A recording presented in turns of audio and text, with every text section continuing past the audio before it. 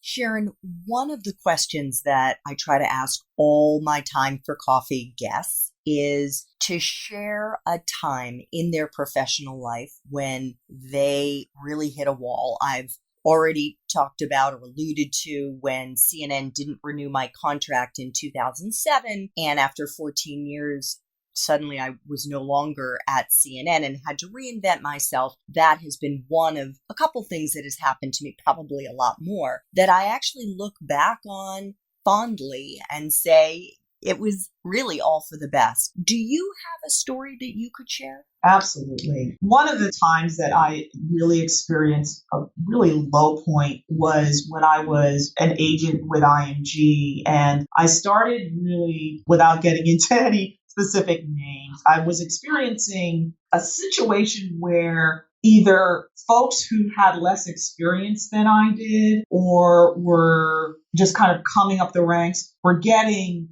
bigger opportunities, better opportunities. They were given bigger clients when I had to really pound the pavement and get my hands dirty and recruit clients versus they were given big clients and getting the accolades and all of that. And I felt like the invisible woman, so to speak. And there was one time where one person who was a female who was just starting out and just kind of below me, she was given the same title that I had.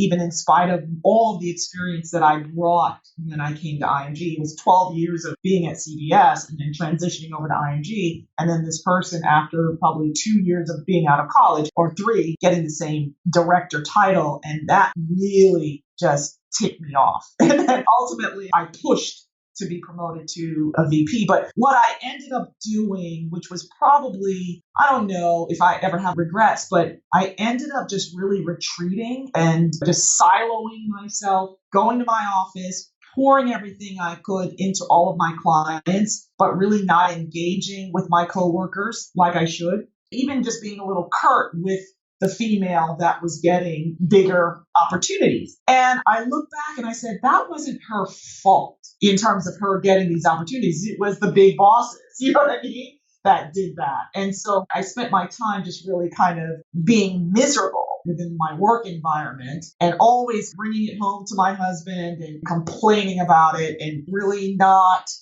using it. I think I used it to energize me to be a better agent with my clients because that's what I was pouring everything into. But I feel like, especially now, it's so important for women to empower other women and to be more collaborative, more supportive and encouraging. And everyone has room in the tent. At that time, I was miserable at just feeling mistreated, kind of like, woe is me. And that was a downer. But then I look back and I said, I shouldn't have approached it that way. That was what I felt like doing in the moment. In the moment, I just retreated in that way. And I learned from that.